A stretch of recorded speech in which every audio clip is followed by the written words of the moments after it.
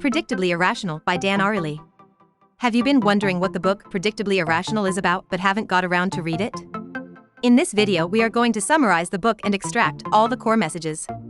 Hey, it's Emma from 5-Minute Summary, where we cover the core messages of books and contents in 5 minutes. If you are new here or find this content valuable, make sure you click that subscribe button, and don't forget to click the like button as well. Let's get into it. Humans rarely choose things in absolute terms. We tend to focus on the relative advantage of one thing over another, and estimate value accordingly. Most people don't know what they want unless they see it in context. Greg Rapp, a restaurant consultant, discovered high-priced entrees on the menu boost revenue for the restaurant, even if no one buys them. Why? Because even though people generally won't buy the most expensive dish on the menu, they will order the second most expensive dish. Why does Costco place televisions right at the entrance of the store? Because everything else inside the store would seem much cheaper. A $250 vacuum doesn't seem too expensive when a TV in the front of the store costs $3,000. We are always looking at the things around us in relation to others.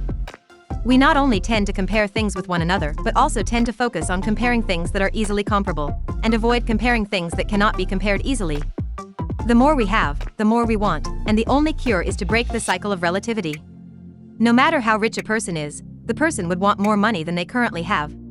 Once we buy a new product at a particular price, we become anchored to that price.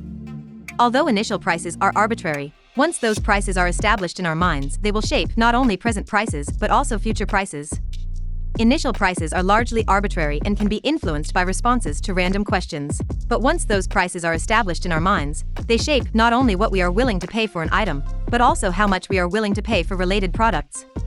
One example is that when we accept the norm that a cup of bubble tea costs $7, we start to feel like the price justifies the drink, but the reality is that it is massively overpriced compared to the cost to make it. Same goes for a cup of Starbucks coffee.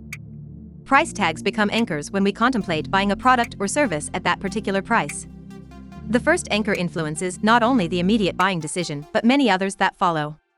Hurting happens when we assume that something is good or bad on the basis of other people's previous behavior, and our own actions follow after. Self-hurting happens when we believe something is good or bad on the basis of our own previous behavior. To improve an irrational behavior, ask yourself, how did it begin? Second, ask yourself, what amount of pleasure will I be getting out of it? Is the pleasure as much as I thought I would get? Do I really need to go to Starbucks drive-thru every morning on the way to work to buy a cup of coffee? Is it that much better than homemade or free coffee at work? With everything you do, you should train yourself to question your repeated behaviors.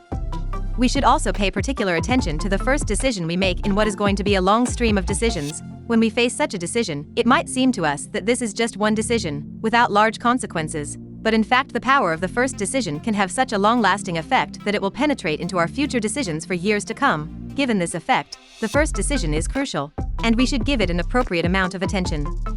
To make informed decisions, we need to somehow experience and understand the emotional state we will be in at the other side of the experience. Learning how to bridge this gap is essential to making some of the important decisions of our lives.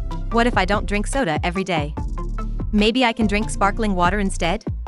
When Ariely offered his students a tool by which they could pre-commit to deadlines, they achieved better grades. A good course of action is to give people an opportunity to commit up front to their preferred path of action. When people give more thoughts and have more clarity with actions to take, they are more likely to complete it.